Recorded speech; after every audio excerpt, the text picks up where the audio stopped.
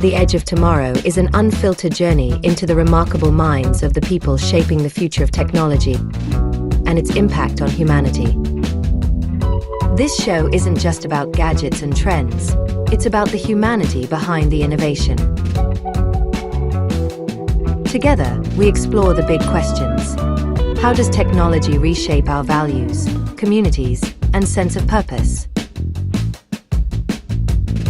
What lessons can leaders draw from these transformations to create a more inclusive, ethical, and impactful future? The Edge of Tomorrow is more than a show. It's a journey to discover what lies ahead and how we can all navigate the challenges and opportunities of a world driven by rapid innovation. Our goal is simple: to make life more meaningful, leadership more impactful, and the future brighter for everyone. In every episode, Dr. Martha sits down with some of the world's most visionary leaders, pioneers, and thinkers to uncover untold truths, unlearned lessons, and profound insights about how the technologies of today are redefining the world of tomorrow. Welcome to The Edge of Tomorrow with Dr. Martha Boeckenfeld. Yeah, Steve, very, very warm welcome to The Edge of Tomorrow. I'm super excited having you today with me. We have a lot of common contacts, and we even also have a little bit of history in common because you also have a huge banking background, apart from the fact that you do advisory. So you have your own advisory business. You develop the quantum index. So super interested to learn more what that is. And what I love as well is you are big in education. Like me, you love training people, you love learning from people at the same time. And I wondered, with this huge background, what is the one thing you would say also in your not only recent past, which stood out where you think, wow, this was my highlight? And obviously today we talk about people, we talk about humanity, we talk about AI versus quantum and judgment. And how do we still make sure that we not only have the human in the loop, but that we manage everything, which is quite overwhelming. Martha, thank you for having me on. And I think I loved your intro, by the way. I thought it was a very nice intro and pretty cool to come on. And it's a pleasure to be here with you and your audience, kind of talking about quantum. Yeah, I'm very passionate about education. I've been working a lot with the different universities lately, obviously with MIT and deploying out our quantum education. I'm really focused on that because I feel like we really need a lot of attention around quantum education. There's a lot of hype, a lot of people talking about it, but there's not that kind of disciplined and education around understanding what it can really do, what it can't do. And what I want to do is work with senior advisors, with executives and leaders to really explain kind of this technology. I know you mentioned about some highlights. I can get into some highlights or what some really cool ones lately. But yeah, happy to jump in wherever you want to jump in. Yes, please. I think it's always good to, and you are one of the voices who I believe have the insights and who shares them, and who's also very open about it, because you are openly saying that in the most cases, and I've seen that myself, when you are sitting in a board, you have all these beautiful presentations, most likely with a little bit help of AI, which is nothing to complain about. Everyone is, yes, quantum, we have to do, but no one has a clue. So I'm not claiming that I have a clue. So if you could tell us a little bit to start with, you do the education, we could spend hours on what is quantum, but why quantum really matters and what is it and why can't we grasp it? Why is it? It's not the internet, it's not AI, it's something completely different. Yeah, and look, with the type of education I'm trying to do is I'm not trying to turn people into quantum physicists. I'm not a quantum physicist, and I don't want anybody to think that I am. I think I learned this technology. I saw the capabilities of this technology. I was fascinated with what the potential for this technology is. And what I did was I took my skills in banking in my profession, and I try to say, how can quantum and what I do for a living overlap? And then, and to me, that was really around strategy. How do you implement? How do you build teams? How do you build a culture? What are the things structurally you have to put in place to make commercial sense of quantum? And so that's kind of where my playground starts, and I get involved. I don't get in, and I don't want, I have to learn the technology enough to be dangerous, but I'm not a person that's going to write algorithms. I had to for one of my classes, but you don't want me around a quantum computer trying to write the algorithms. What I try to do is try to show organizations, enterprises, number one, what it is. Imagine the capability. So I teach in the course, I teach this concept of quantum visioning. Quantum visioning is about suspending the disbelief that the technology works, and now just assume it works. Now that it works and you're assuming that it works, how would you apply it to your business, to your organization? What would you look to do? And that you have control of. So you can decide, hey, I want to do a proof of concept to try X, Y, or Z, and start building that competency today. It's the muscle memory. And so people who start today are going to have an advantage over the people who wait for the technology to be ready, and they're not going to be able to take advantage of it like the people that have been at it for years. You're not going to be able to buy the talent once the computers are ready, because the talent's already going to be elsewhere. And so investing in that now is key. So kind of that's the area, is really kind of the business of quantum. Because I'm technical by nature, I do like the technology. I dig in, I go down the rabbit hole to try to understand the different modalities, what are the limitations, understand error correction, and make sure I understand kind of what the numbers are. And in the course, I call that quantum signals. I look at the market signals, and those signals are showing to me, hey, what are the roadmaps and how are the companies doing? And so how do I intersect the quantum signals with my quantum visioning to understand what's the right timing to really invest and really get involved? I hope that makes sense, Martha. That makes perfect sense, because it's really using your imagination, and it's a thought process I've seen, and you come from innovation. So I've seen myself when you say we don't care about the technology, we don't care about the legacy we have. Let's think what we can do if we want to. And the same also I have seen at CERN, where I was last year with the head of innovation. So I think we need to have this free imagination to get to the opportunities. And when we talk about the highlights you see, so obviously you come from banking, but there are other parts like healthcare, and let's assume I'm a C-level executive, and we have a lot in my audience who are in banking or in healthcare, both highly regulated.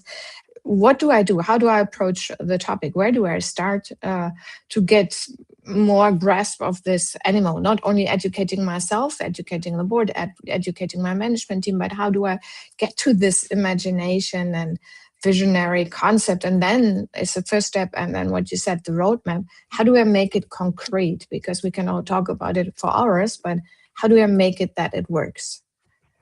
I would be pushing education. I think educating yourself is the first priority.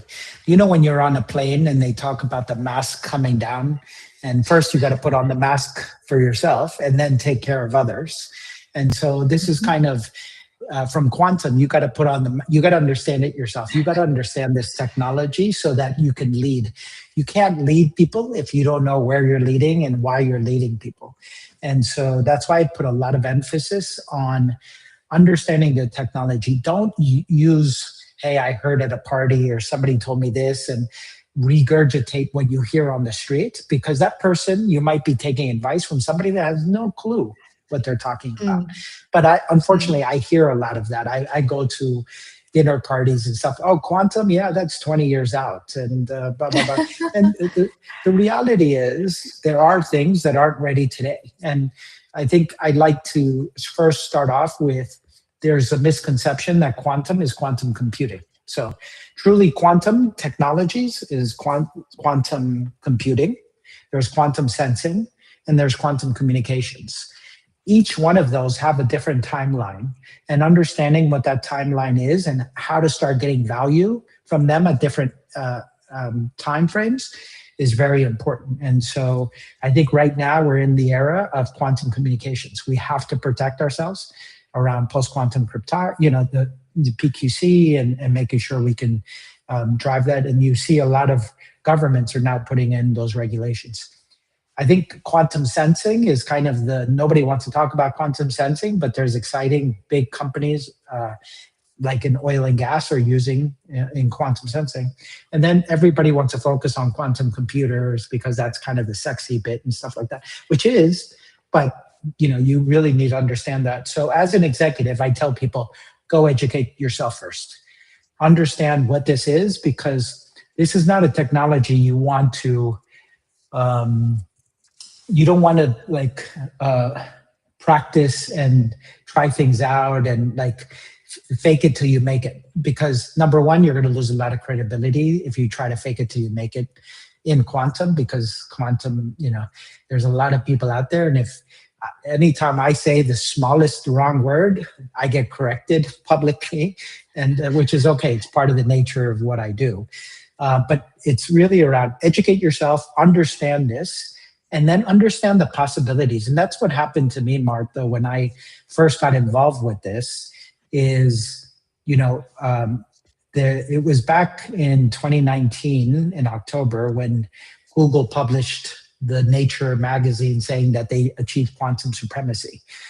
At that point, I was asked, oh my God, is our encryption broken? Steve, you need to go and update the boards and go talk to everybody. And while I was the head of quantum, I was the head of innovation. I wasn't the head of quantum. I didn't know quantum back then the way I know it now. And so it really forced me to get on the internet, find the best program around quantum computing, which I found at MIT. And I just dove in deep and I registered myself there. And that kind of gave me my basis, my confidence, everything I needed to actually help give other people leadership in this area. And then eventually things went so well that, the student eventually went there to teach, and I teach on the business strategy of it. So, yes. We were starting with what's also the highlights you see, or where you think, wow, in a good and in a bad way. But I always love, obviously, the good way. But it's also good to learn from mistakes maybe others make when you see whole management teams going in one or the other direction, and maybe not be as structured. Or I also have heard quite a lot, why should we, exactly what you said, why should we care about quantum now? Because it's 20 years from now. At the same time, we see a lot of data gathering and hacking and people already collecting to break what is possible maybe in 5 years. So could you give us a little bit of structure around this? Well, these rockets which are everywhere. Yeah, I think what you're talking about is the harvest now, decrypt later situation, where because storage is so cheap, nefarious actors can grab your data in transit. And even though they can't decrypt it today, what they're betting on is that the data will still be valuable in 5-10 years from now. And once there's a quantum computer strong enough to be able to decrypt that data. And so that's why it's very important that organizations need to have a life cycle of their data. Which parts of their data need to have a long life cycle?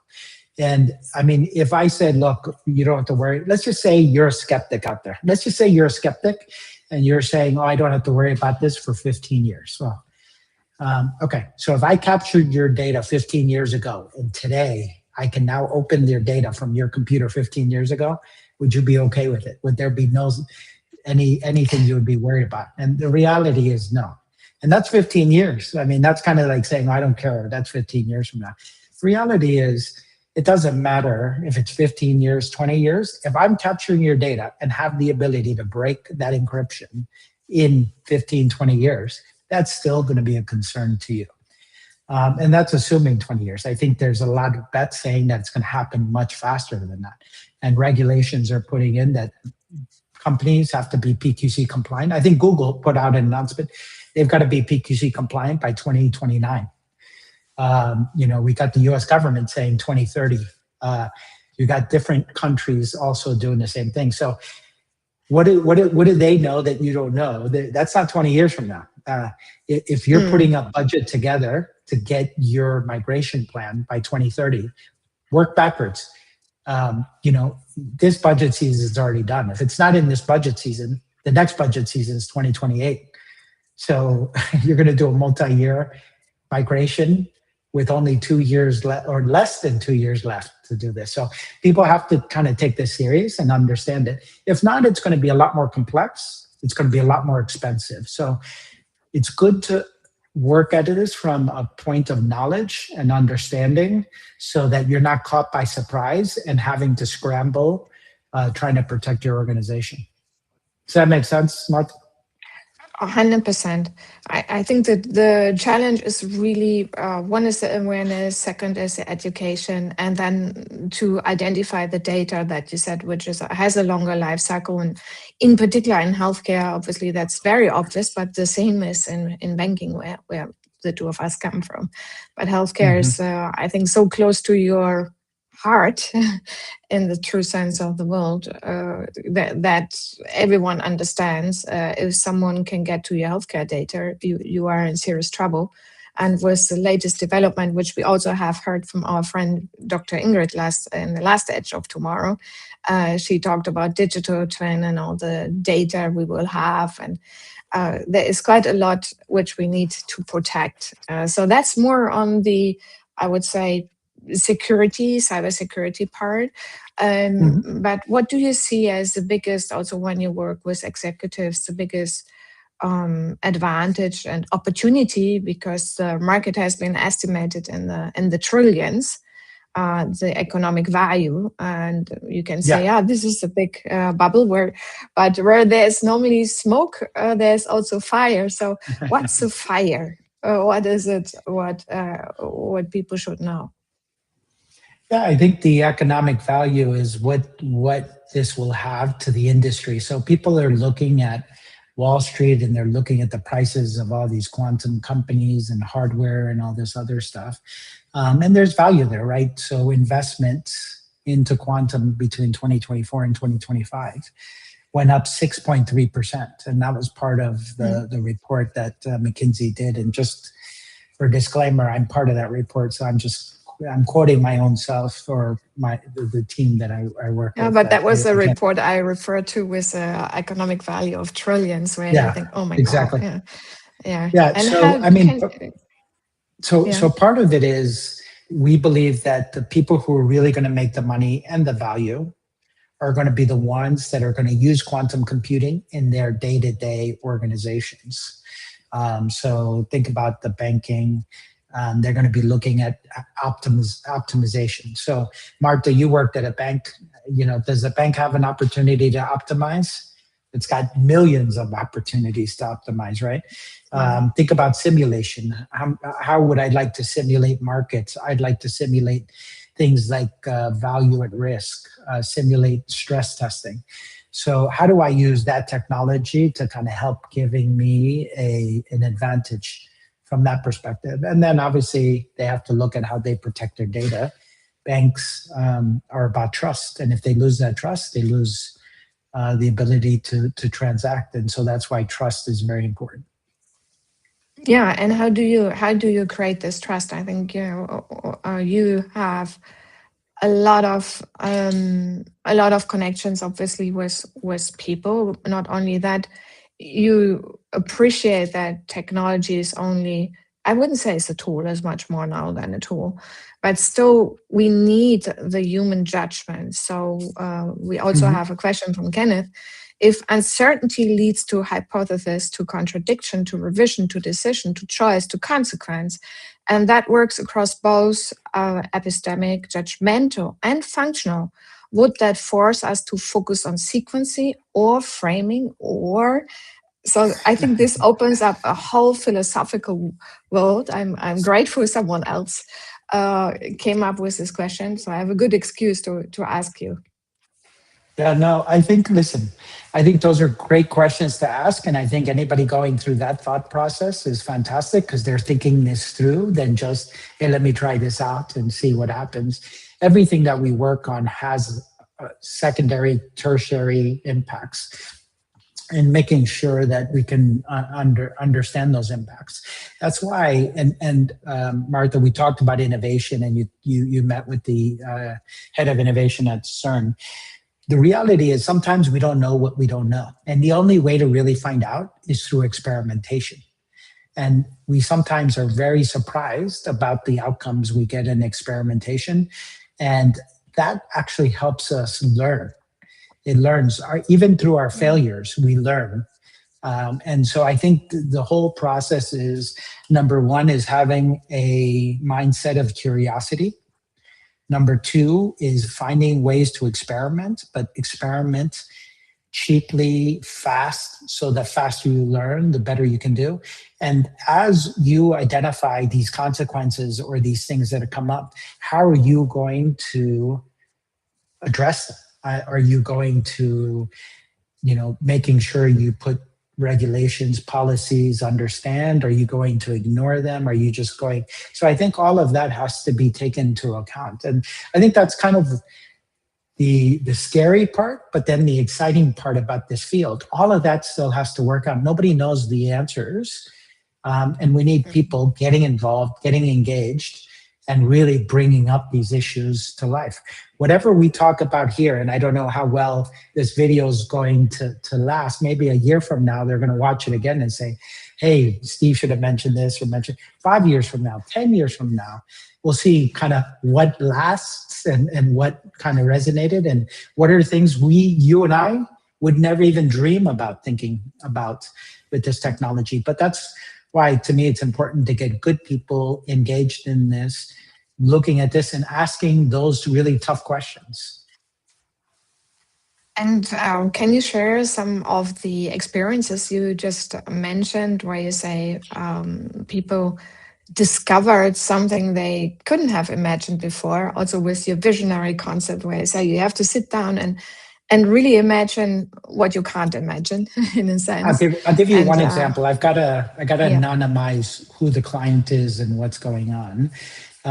This was what we wanted to use instead of buying hardware equipment to monitor a location, and what they wanted to do was stream the video so that the video could be monitored in a big location and multiple things could be monitored, and we could use AI to help monitor instead of every location having somebody sitting back in a security room and having to look at monitors themselves. And number one, it's expensive hardware. It's expensive to pay somebody to sit there, where if it can go to a centralized place, you could have a couple of people looking at this, but then you could use AI to look for signs that, hey, I need to pay attention to X or Y or Z. So our hypothesis was, okay, we can send this to this central place, and this will eliminate the need for hardware and people watching monitors all day, and it's a pretty boring job and stuff. But the reality is what we realized, and it was a proof of concept that failed, that the quality of the data and the quality of the videos that we needed at that point wasn't strong enough to send the signals and for us to use AI to get what we wanted. And so, but to do that, this organization said, hey, you're sending data that needs to be completely encrypted, and the way we're encrypting stuff today is not strong enough. And so because the team around it wanted this POC to work, they spent 48 hours working around the clock, creating a whole new encryption system to be able to implement so that we could test out that POC. So that encryption system worked so well that that organization deployed it in the rest of their organization. And so imagine if I told you, Marta, hey, we got a project. We're going to come up with a new encryption system that we're going to roll out to everywhere in our organization. How many months, how much money, how many committees would need to take place for that actual to happen? What do you think? In your previous organizations? I think nearly a year or 9 months at least. If And we then think about committees? regulated and then committees and risk committees and boards and different levels, it's just a reality. So, So you within kind of 48 found, hours, they wow. were able to put in a new encryption method that was much stronger than they had in place. They were already out of regulation, and they were able to deploy that. And this is all came out because we failed to do a certain POC. But out of that failure came some successes. And this is just one example of, there is no such thing as failures. There's learnings. And as you learn, you can know how to do it better. And so I got plenty of failures. So just so you know, it's not that everything goes well in what I do. But that was one of the ones that I was very surprised. I was happy to see that people learned and people understood that concept. When you work at a regulated field or a bank, nobody wants to use the word failure. I failed today, or I failed. Everybody is trying to avoid that, right? And then innovation, we have this failure. often in present. Failure and innovation is what you want because you want to learn from this. But I know from board presentations when I used failure, then my my assistant basically told me, who helped me to prepare, you can't use the word failure. You have to say challenge or even problem. You shouldn't say so. But I think things have changed also in terms of the mindset of boards, because they want to see this works and this doesn't work. And very good boards I have seen also acknowledge that you need this phase of failure and testing, not make it until, or fake it or make it until you whatever. So that would go too far. But in innovation, that's a basic principle. Because you mentioned different location and supervision, I have something really interesting for you, which you might have seen as well. It's very new. There is a guy who on GitHub, and is open source, now developed something which is called God's Eye View. Have you seen that? No, I haven't. Tell me about it. This is incredible. So he built this from Gemini and Claude together, and he describes it also in a video what you can do. And what you can do is, I would say, a baby of Google Earth and Palantir. And Palantir's co-founder also called him, because you can, via satellite, you can see everything. You can see in Iran where the strikes are. You can tap into CCTVs, so the little cameras. It's like so scary. Maybe they're the two of into us are like, so to the point you mentioned, what we maybe say today is already something which is quite different tomorrow. So if we talk today about cybersecurity and how to protect, we will never get it right. So to the point you said, what should leadership, which skills should leadership have? And you mentioned it very nicely, because you said curiosity. You have to use imagination. You have to really, really ask the tough questions no one is asking. And for that, you also need certain experience. But first and foremost, you need an open mind. That's certainly something I can see also from the conversations you have. So you definitely need to look at this, because I got so shocked this morning when we discussed it in a different podcast. We always discuss the latest, and it's open source. So for now, everyone can create a little Palantir, and instead of government supervision, it's just everyone can. Yes, wow, yeah, scary. Another question also, which has to do human judgment, which you and I fight very hard about, that you need to use your human judgment. And we have seen so often that AI is so convincing. And I think we all have the experience ourselves. We ask something and then, yes, it says da, da, da. And then we think this is how we do it, but it's absolutely not working. And if there's another question from a person in the audience. If AI scales proposals and quantum scales compute, does human judgment win as the only probable binding condition for the regulation stack? Very good question, I believe. Yeah, I think from my perspective, we are going to benefit, and I think we will win because there are certain things that AI can help us do faster, better than what we can do. It can help us find patterns that you and I would find it very difficult to do. I always like using the example of when NASA was sending people to space and they were coming up with calculators. A calculator can calculate a lot faster and more accurate than us with a pencil and kind of going through it.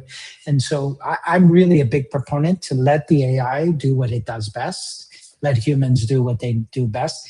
You never just give it all over to AI. And I think to your earlier point, some of the things I like to do is when I do research, I look for what the AI comes back with.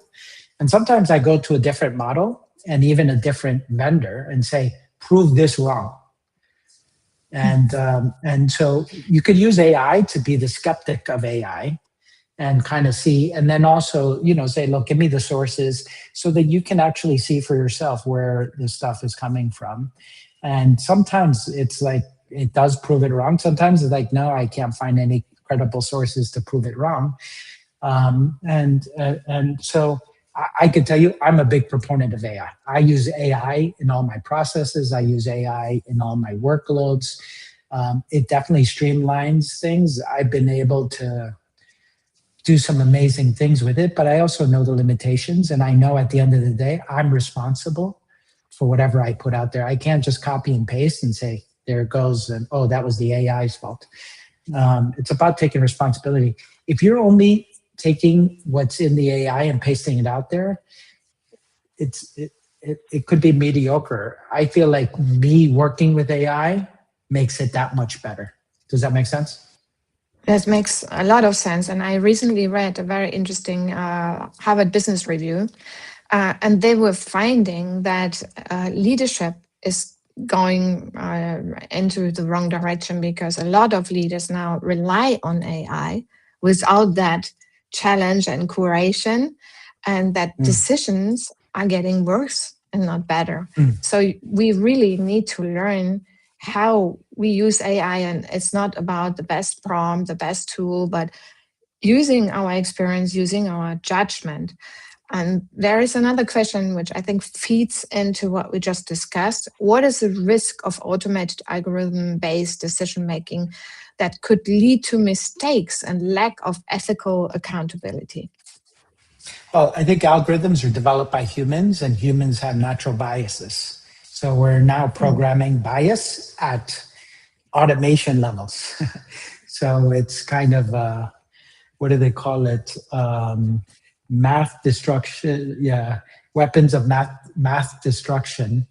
The fact that if you're pulling out bad data or you're dealing with bad information and being able to now do it at multiple scales, now you're putting out trash out there even faster. And so I think, we have to be careful. We have to put in the guardrails to make sure that we're not putting biases into the stuff that is getting coded. And that has to be, now, we need people like that. We need people that are kind of the guard, the guards of that.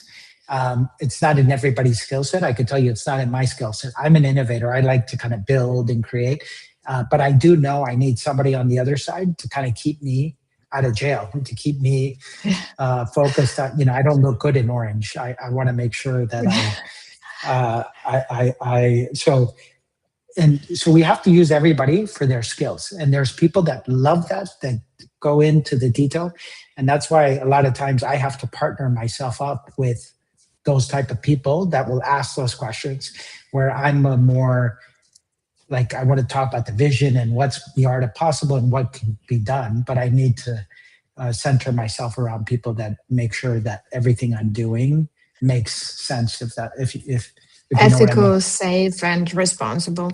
Because at Yeah. the end, I always wanted the best people around me, in particular in risk, because I want them to protect me, like you, because I love innovation, but I also have a legal background. So I appreciate that if people help me to stay out of jail, not only that, but be clear and focused and do what I love to do is best. In that same or of that same nature is a question which comes from the audience. Given your experience in quantum technology, what are the most practical near-term applications of quantum computing that organization can start exploring today? Well, I think, it depends on the industry. You'll have different people give you different schools of thought. I think right now in life sciences and drug discovery, when it comes to simulation, I think that there's a lot of really promising opportunities in that area. I think I'm really interested in the whole quantum communications, quantum networking piece. Obviously, the security piece is key. So think about, maybe instead of me answering specifics, I'll answer categories. Think about simulation. What can I use simulation for that has a lot of variables, a lot of vectors, very complicated, that I can use to try to apply quantum to? And those are things that you should be experimenting. See if you can. So that's why drug discovery, creating new materials is good. The other side of it is, in finance, we talked about optimization. So I keep talking about collateral optimization, pricing optimization. Look at fraud detection and fraud anomaly. Those are some that have been invested in and that people are looking to say they can have a good impact. But don't forget about quantum sensing. So quantum sensing is a key part. And so organizations looking at, being able to do exploration, being able to work in GPS denied environments, using it for anti-collision, using it for predictive maintenance, that kind of stuff. So I'm seeing a lot of different things. I think if you go to the quantum index, you can see who are the top players in each industry, and you could easily see kind of what they're working on because they publish a lot of their data. Some of it they don't. And But where you can can see people kind of where can they find the quantum index you just mentioned? Where can they find it? thequantumindex.com. Just write in Super. thequantumindex.com. We're actually, it'll be here first. We're actually doing a full refresh, and it's going to get a lot of good buzz here in the next couple of weeks. We're doing a full refresh of financial services. We're doing a refresh of some of the other industries, and we're going to introduce a whole new industry that we haven't done yet. So just if you go to thequantumindex.com, you can see that there.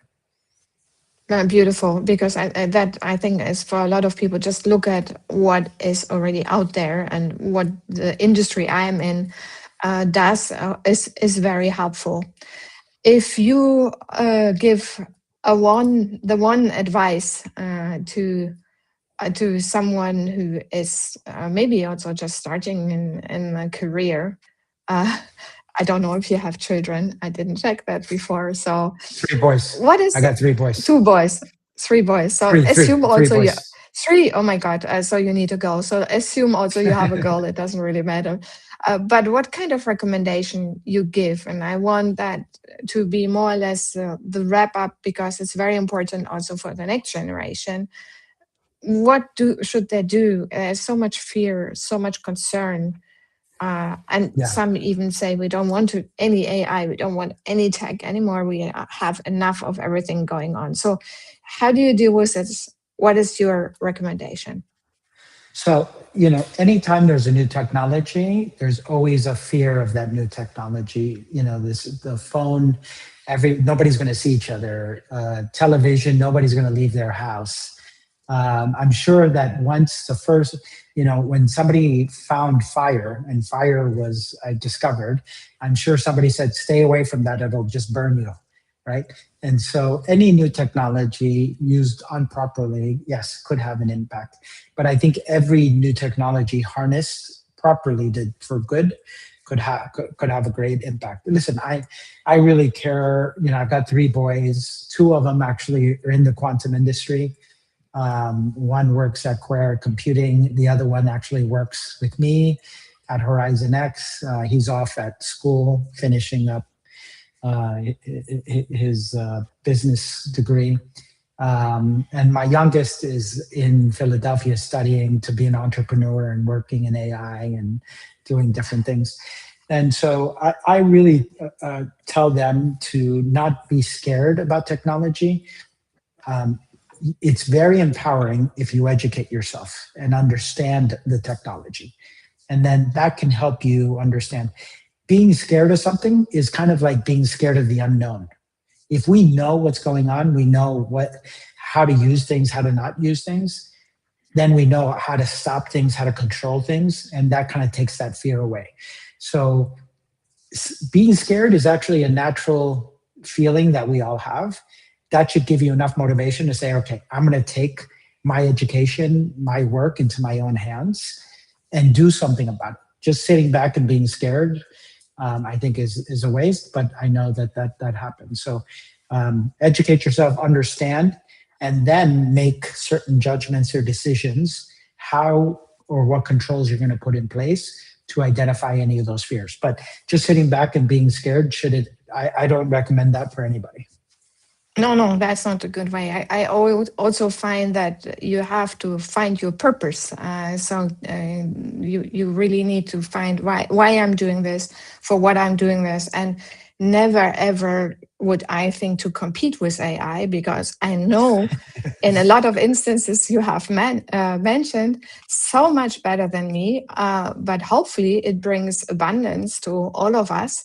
So we can do something very different. We can go to the next level, not all go to the beach. I think that's equally boring, but find something where we really create something better for the lives of many. And we know that many still don't have the lives we have. So we only have a few minutes left. Only have a few minutes left, I wanted to say. So quantum speed of my language.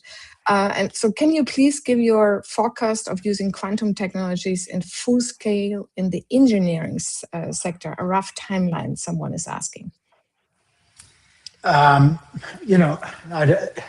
kind of like looking in crystal ball and trying to identify. Listen, just like in classical compute, there's always going to be little wins and wins along the line. So what I tell people is find those wins, find the things that you can actually benefit today. Start developing those algorithms, because as the compute gets better, your algorithms are going to get stronger and get better. And hopefully you'll have a linear benefit or a quadratic benefit, and eventually even an exponential benefit.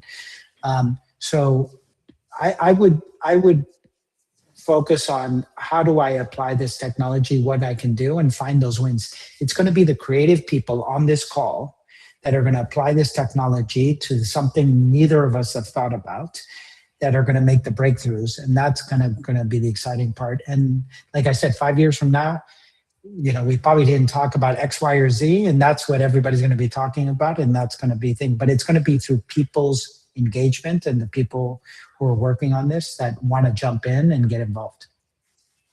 Yeah, thanks a lot, Steve. That's really, really wonderful.